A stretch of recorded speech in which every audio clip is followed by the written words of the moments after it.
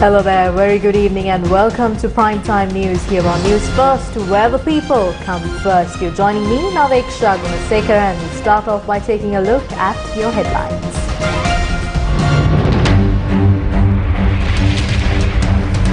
Several weather warnings for thunder showers. Fisherfolk urged to remain ashore.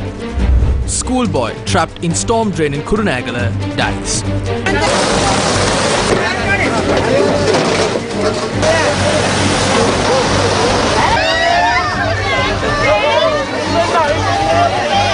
Kumaravelgama launched new party office. Former President Chandrika Bandaranayake Kumaratunga extends support. Prices of bread will not be increased, says bakery owners. Cooking gas prices reduced from midnight. Foreign Minister says domestic mechanism will probe human rights issue. External mechanism not welcome. Liz Truss will become UK's next Prime Minister after beating Rishi Sunak in a race to succeed Boris Johnson.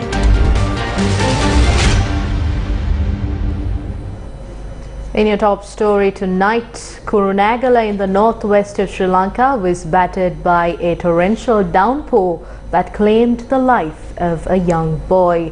Despite the heavy rain and the gushing floodwater, locals joined forces to rescue the boy who was trapped in a storm drain in the heart of Kurunegala. Unfortunately, the efforts were futile.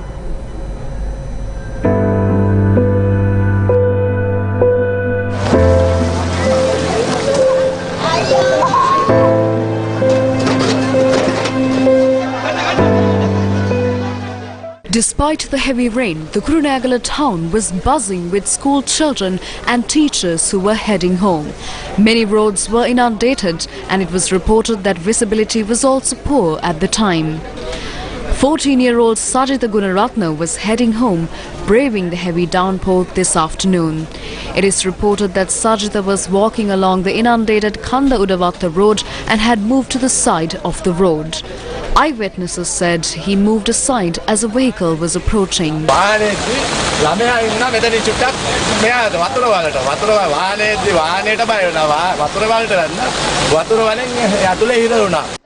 Sajitha had placed his foot in a storm drain and thereafter disappeared from the surface of the road.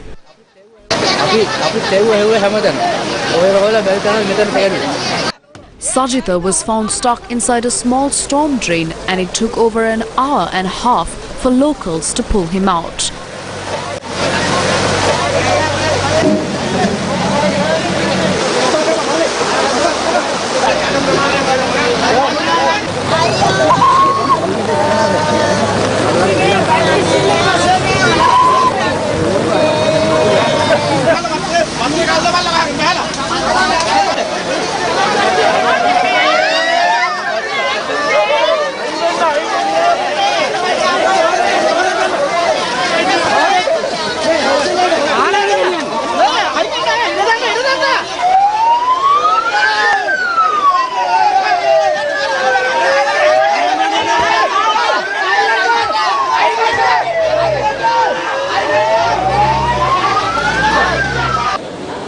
He was immediately rushed to the hospital. Unfortunately, he had breathed his last. Sajitha Gunaratna, who died under tragic circumstances today, was a grade 9 student at the Malayadeva Model School. He was the youngest in the family. Heavy rains battered many areas on Monday, and a warning was also issued for gale winds and rough seas.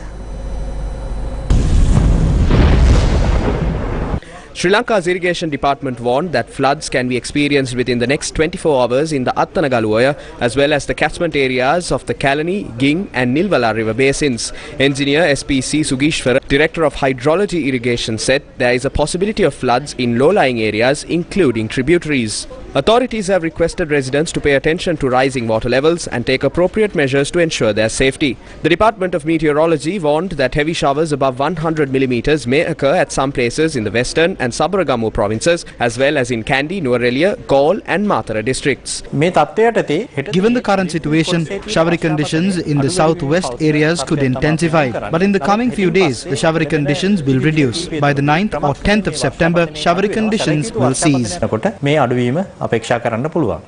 The Met Department warned that strong winds up to 60 to 70 kilometers per hour and very rough seas can be expected in the sea areas off the coast extending from Puttalam to Pothuwil via Colombo, Galle and Hambantota due to active southwest monsoon condition. It warned that there is a possibility of swell waves increasing above 2.5 to 3 meters in sea areas. Therefore, it is advised not to enter into fishing and naval activities in the above sea areas during the next 24 hours. The All Ceylon Bakery Owners Association announced that they would not opt to increase the price of bread. The announcement came after a meeting with the Trade Minister, who had noted that the two main wheat flour companies had agreed to provide sufficient stocks. A shortage of wheat flour in the Sri Lankan domestic market resulted in a massive price hike, where a 50 kilogram pack of wheat flour that was at 13,500 rupees spiked to 20,000 rupees in a matter of days. Over the weekend, the All Ceylon Bakery Owners Association announced that if they purchase wheat flour at this rate, the price of a loaf of bread will have to be fixed at around 300 rupees. The All Ceylon Bakery Owners Association met and discussed matters with the Minister of Trade, Nalin Fernando, earlier today. The discussions were successful.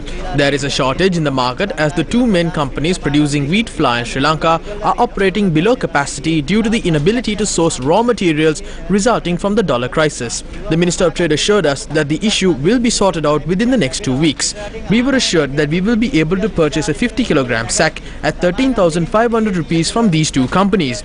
It was said that these two companies will utilize their buffer stocks and make the necessary arrangements to meet market demand.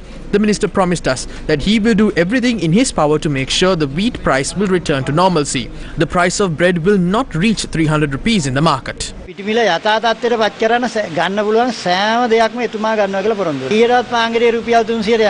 Prima Ceylon Private Limited told Newsfirst that they have not taken any measures to increase the prices of wheat flour. Prima Ceylon Private Limited went on to add that the price hike in the market could be attributed to the operations of the wheat flour importers based in Petta. However, Prima Ceylon Private Limited is producing below capacity due to the dollar crisis. The company went on to add that they have been finding it extremely difficult to source dollars despite their ability to purchase raw materials directly from their parent company based in Singapore.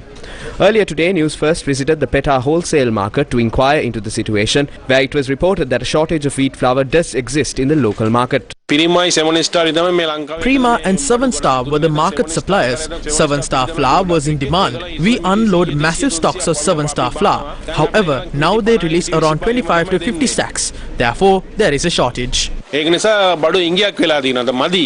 company, Prima company, piti denna. The anitaka import piti enaka antarakala dinone. Ekinda tama piti ala ingak tuelati. Minister of Trade Nalin Fernando told Newsfirst that the main wheat flour companies in Sri Lanka have agreed to release buffer stocks to meet market demand until the stocks that were ordered are imported into the country within a few weeks. He further added that the government will support wheat flour importers to source dollars to carry out their activities. The minister added that India's decision to stop wheat exports has also attributed to the shortage of wheat flour in the local market. Three-wheeler drivers protested in Colombo today, citing insufficient fuel for their vehicles. Full-time three-wheel drivers protested opposite the Ministry of Power and Energy today morning, citing that amounts of fuel issued to them via the QR system is insufficient. ඇතරම අද මේ වෙනකොට කනිජ තෙල් අමාත්‍යවරයා අතිවිශාල අපරාධයක් කරලා තියෙන්නේ මේ. The Energy Minister has committed a crime against the professional three-wheel drivers. We have repeatedly said it is impossible to operate on 5 litres. We held discussions as well. He proposed to introduce a system for professional three-wheel drivers.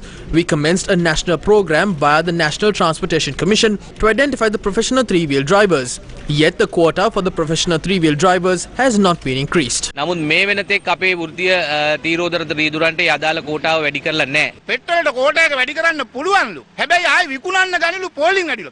Authorities said that they can increase the quota, but fear the fuel will be sold again, leading to queues. It is the minister who has increased the quota for the ministers. We demand to know the formula that determined 20 litres per car and 5 litres per three-wheeler. You cannot protect the middle class and neglect those below. We do not want any relief. We just want to increase the quota of petrol. හම්බ කරන් කන්න දෙන්නේ නැත්තම් වෙන අපි ඉල්ලන්නේ නැහැ මොනවත්වත්. සහන මුකුත් එපා අපිට. අපිට හම්බ කරන් කන්න පෙට්‍රල් ටික දෙන්න.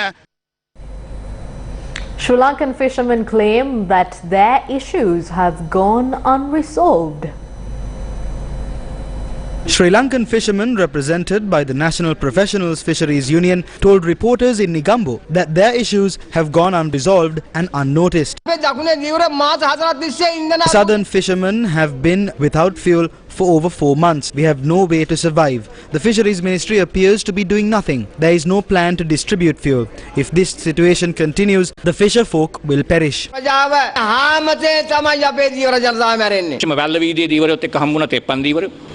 We met fishermen from various areas of the island. They don't have food to eat because they haven't been to sea in 4 months. The fact that fishermen haven't been going to sea, coupled with the drop in agricultural produce, has resulted in an increase in malnutrition in Sri Lanka. We can see that Nandalal Veerasinghe's warning is about to become a reality. Farmers, fishermen and the labourers are heavily impacted by this economic crisis. The people are out in the street expressing their concerns in desperation, but the ministers just don't care. The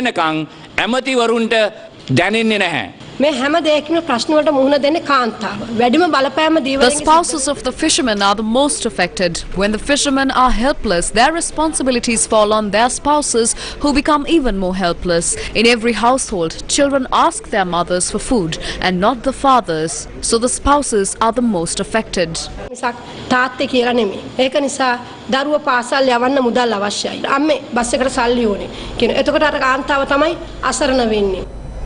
Representatives from agrarian movements met with the Agriculture Minister today to demand for a reasonable price for paddy.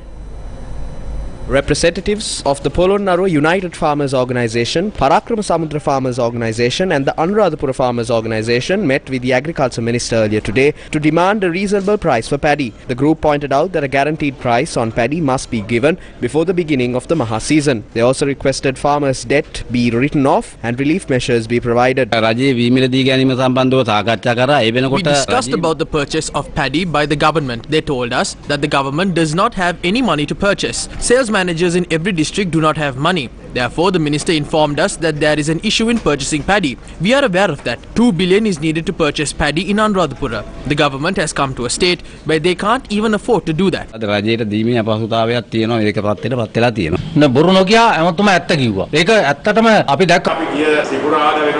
There was a problem. By last Friday, we took measures to give 250 million rupees to the farmers. The cabinet decided to issue 2 billion from the banks. But we had a problem in getting 2 billion. The problem will be solved within this week. Afterwards, we will give the rest of the money. We will give the money to the farmers, relieve them of their debt. We believe the delays will be rectified. Venerable Mathagodabe Tissathera expressed concern over the rising cost in electricity at places of worship. The electricity bill at the temple increased by 500%. The temple has 5 electricity bills. Last month, one bill was 12,000 rupees. And this month it increased to 60,000 rupees. Back then, the layman used to provide for the lamps. There was state sponsorship as well. We wonder if that support has been taken back. Electricity at the temple is used for the people, even for students attending Dhamma school. We tend to wonder if the support given for the maintenance of temples has been taken back, or if the prominence given to Buddhism as per the constitution been let down. බුදු සසුනට දී ඇති ඒ විශේෂත්වය අත්හැරීමක්ද දායකත්වය අත්හැරීමක්ද කියලා අපිට කල්පනා කරන්න වෙනවා. The government is planning on introducing a QR system when distributing welfare packages. The Sri Lankan government is to introduce a QR-based system for government relief programs implemented for Samurdhi beneficiaries, senior citizens, kidney patients, the physically challenged and related segments in society. මේ සඳහා සුදුකම් ලබන්න බලාපොරොත්තු වෙන අය අයදුම් පතක් තමන් අදාළ Those who intend on applying for welfare are required to get approval from the Grama Niladhari, the Samurdhi officer and the divisional secretariat of the area. We will create 2 QR codes for each family once this process is complete. We are hoping to complete the data entry process by the 15th of December. We are planning on issuing welfare by January or February next year. ලබන වසරේ මුල් කාර්තු වෙනකොට මම හිතන්නේ ජනවාරි පෙබරවාරි වෙනකොට අපිට ඒ තැනත්තන් සඳහා දීමනා ලබා ගන්න තමයි අපේ මාර්ගසිතියම තියෙන්නේ. ඇයි අපි මේ ක්‍රමවේදය හදන්නේ? මේ සමහර Why are we implementing this system? We are doing this to avoid duplication. Some people receive the samurdhi, senior citizens benefit, as well as welfare for disabled persons, meaning that the same family is receiving funds from multiple government welfare programs. We were able to identify around 200,000 to 300,000 incidents of duplication. Certain families require an increased level of assistance. Our effort is to balance out the two.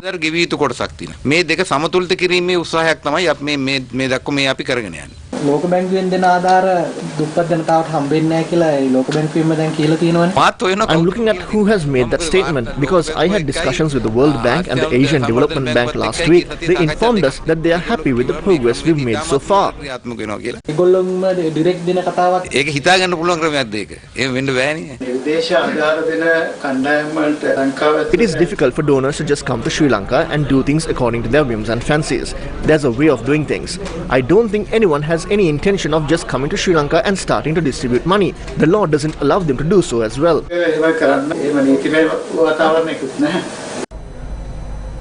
We'll be back after a short commercial break. Stay with us.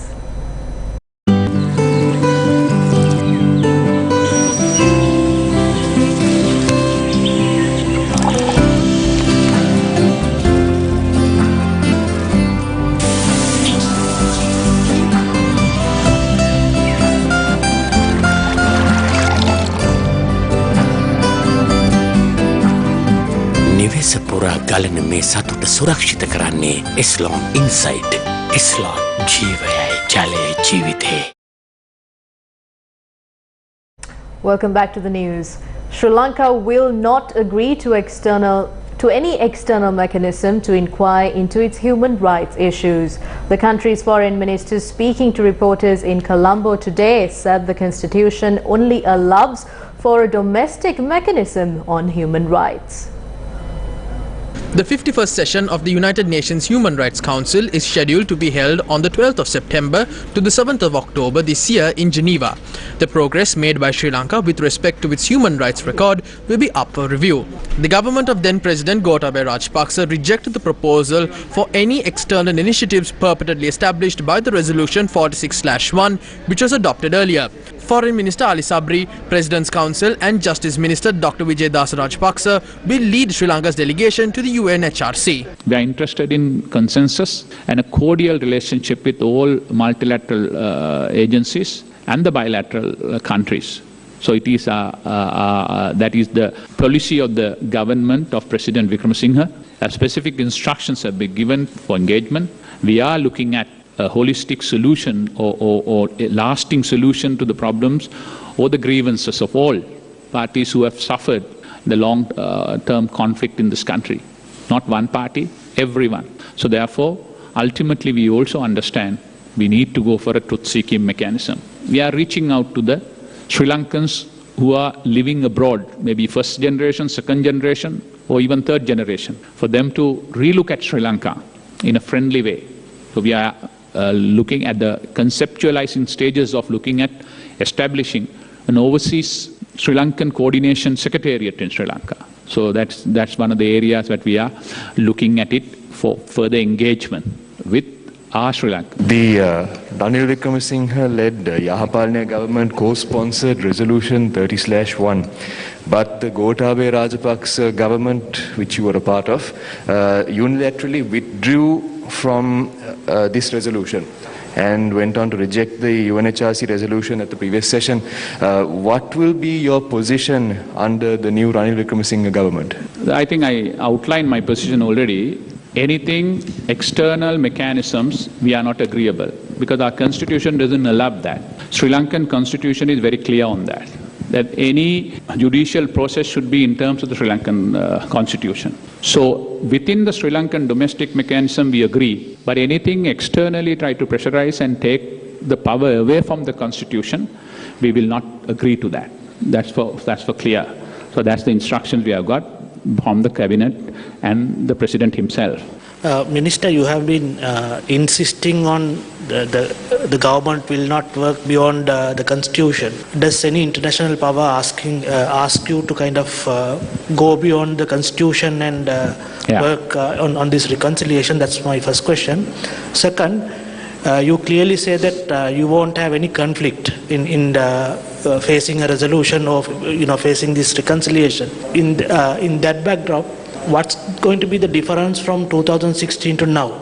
Because there is going to be, we hear that there is going to be another new resolution.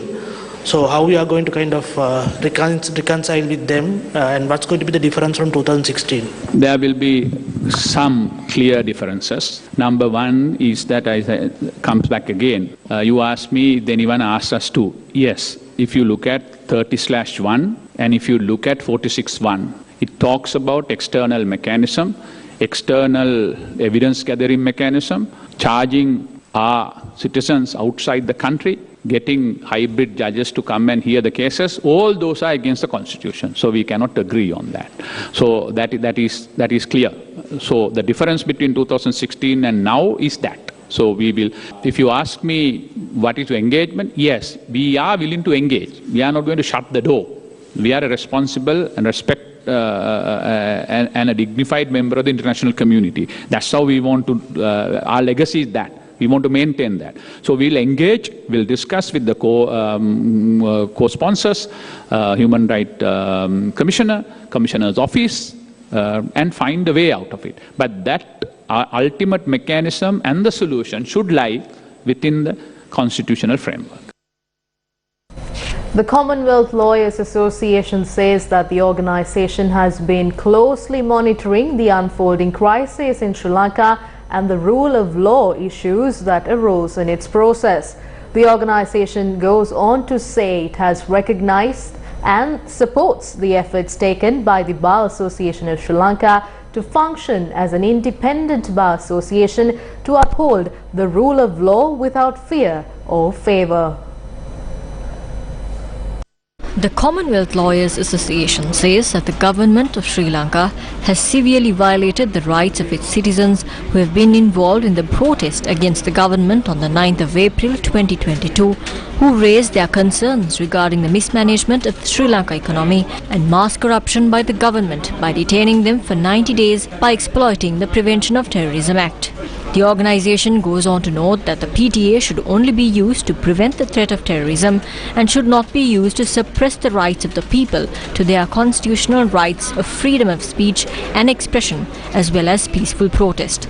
The Commonwealth Lawyers Association urges Ranil Wickremesinghe-led Sri Lankan government to uphold the rule of law in the use of the PTA, to refrain from using the PTA to violate the fundamental rights of citizens according to the Constitution of Sri Lanka, adhere to the Harare Declaration of 1991 regarding the commitment of Commonwealth nations to protect the liberty of individuals under the law, and to comply with obligations under international law. The headquarters of the Naval Lanka Freedom Party, led by parliamentarian Kumara Velgama, was declared open in Battaramulla this morning. The Naval Lanka Freedom Party office in Battaramulla was declared open by former President Chandrika Bandaranayake Kumaratunga. Parliamentarians Arunapriya Darshanayapa, Chandima Veerakkodi, Patali Champika Ranawaka and few others were also invited to the event. Gotabaya Rajapaksa came into power and even fled the presidency and the country within a time frame of just 2 years. He has returned to the country again. We ask him, please stay away from politics. You don't belong in politics. Some people say he's trying to become Prime Minister or at least a parliamentarian. It's better if you just stay at home instead, because we are also in Parliament and we have foul mouths. You never know what we might say. Solving this crisis is not an easy task. We will not be able to overcome this crisis for at least 1.5 to 2 years. I told this to the President and I told this in Parliament as well. The Pohottuwa leadership will not allow the President to take Sri Lanka out of this mess. They will drag you down. They are jealous that you became President. You have a majority power in Parliament. You will get the opportunity to send the Rajapaksas home after the 25th of February. Let's go for an election. We will give our fullest support. Yes, we have formed our own party. Dulles and Vimal have taken a separate route. So have some of the members of the port tour. But there will come a day when we all will unite.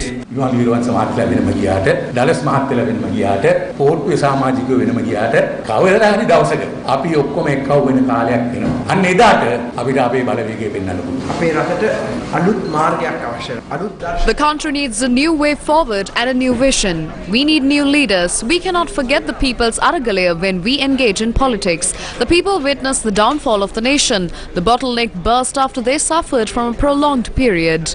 It erupts like a volcano. People aren't going to vote someone in and be patient for the next 5 years to vote for someone else. Those who came into power after 2005 thought that they could do anything that they want after the people have voted them in. They thought the government was their private property and they murdered anyone who stood in the way. Some parliamentarians still say that they have a right to stay in power for 5 years because the people have voted them in. I can't even believe what I'm hearing. 90% of the people who have taken to the streets are the same people who voted for you. That was their way of showing their stance because you refused to give them an election.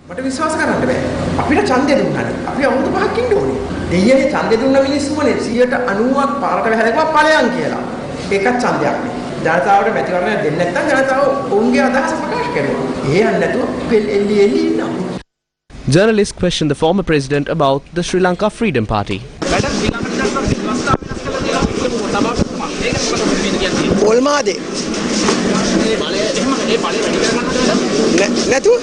Sri Lanka නිදහස් පක්ෂයක් අද නෑ. නමයි පිස්සෝ ටිකක් විතරයි ඉන්නේ. ඉතින් දැන් පක්ෂ නෑ. පක්ෂ ප්‍රතිපත්තිය ඒතර නෑ.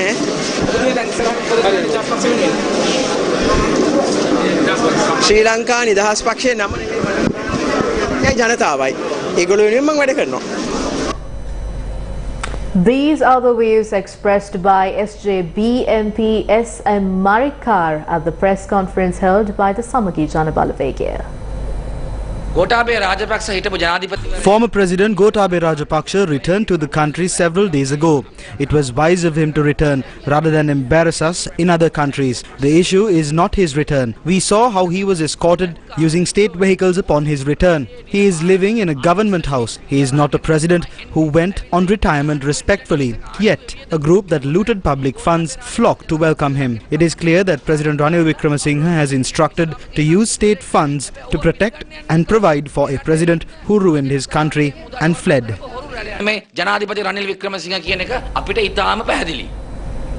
The Inter-University Students Federation met with the JVP in Colombo today.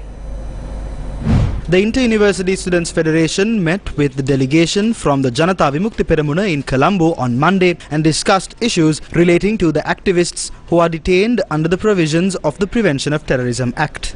The IMF has recommended several proposals to cut off the expenses spent on education, health and social work. In order to carry out these recommendations, the government has taken the initiative to suppress the people who are raising their voices against these moves. No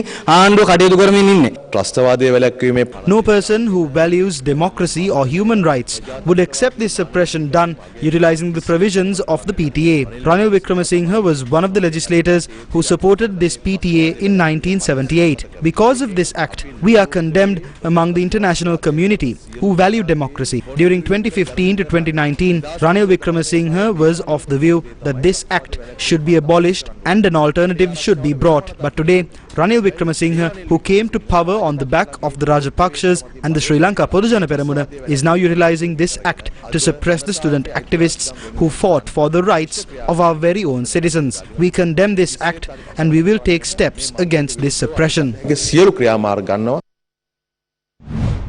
Sri Lanka's opposition leader Sajith Premadasa stressed the country needs a proper guidance to revive the people who have fallen economically, mentally and socially.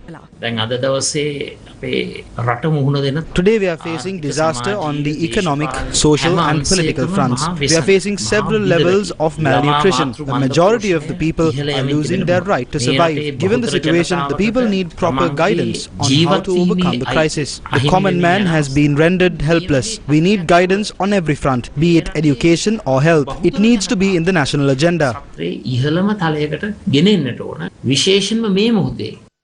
The opposition leader met with guidance counsellors and psychiatrists at the National Reform Secretariat on Monday, where he made the above comments. අපි ගැන හිතන අපිටම හරියන තැනක්. රන් බහුමක් සඳහා රුපියල් 1,70,000ක වැඩිම අතිකාරම් බදල LB run අයෝක සේවාවෙන්. Every child deserves a childhood. Every person deserves an opportunity. Whoever she is, wherever he lives, every Sri Lankan deserves happiness. And that is why Gammatha exists. For every Sri Lankan, walking day in and day out, across 25 districts and thousands of villages, reaching the hardest to reach, the furthest from help. It's why we stay to the end and never give up.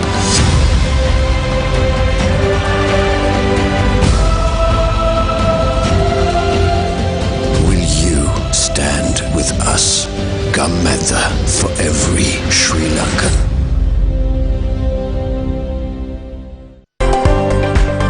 Biz Fast. Domestic cooking gas prices will reduce from midnight on Monday.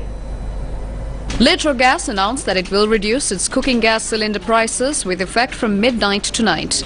A 12.5 kilogram gas cylinder price was dropped by 113 rupees to 4,551 rupees. A 5 kilogram gas cylinder price was dropped by 45 rupees to 1,827 rupees. A 2.3 kilogram gas cylinder price was dropped by 21 rupees to 848 rupees. Tonight on the People's Police, we take a look at the Sri Lanka Police Mounted Division.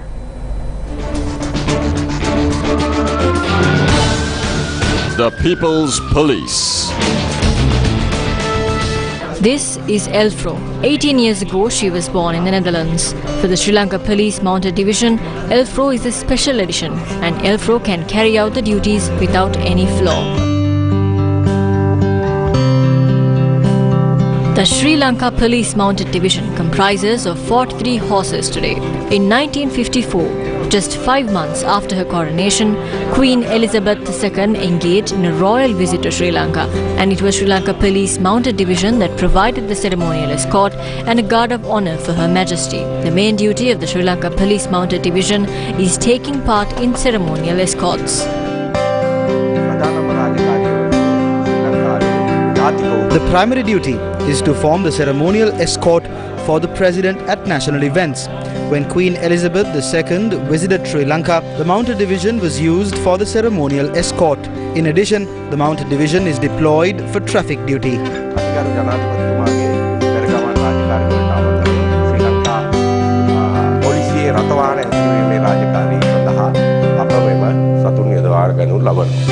The horses are trained in traffic control in Colombo, Kandy and Nuwara, and they are thoroughbreds, which means that they are best known for its use in horse racing and are highly expensive and are known for their agility, speed and spirit.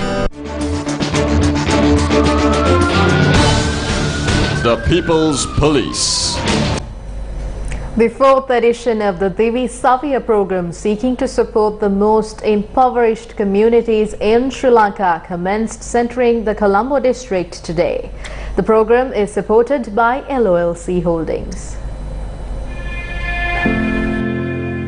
Essential relief packages were delivered to families in 3 divisional secretariats in Moratuwa on Monday, on day 1 of the 4th edition of the Devisaviya Program. The program launch took place at the Threewheeler Siri Niketa Ramaya in Moratuwa under the auspices of Chief Incumbent Venerable Shastrapati Pandita Palapota Sumanananda Thero, Colombo District Secretary Pradeep Yasaratna, LOLC Assistant General Manager Lal Aberatna and Moratuwa Divisional Secretary Ishanka Udavatta graced the occasion. The program aims to provide nutritious meals to low-income earners in Sri Lanka. The Devisaviya Program identified families that need relief and delivers relief packages to them.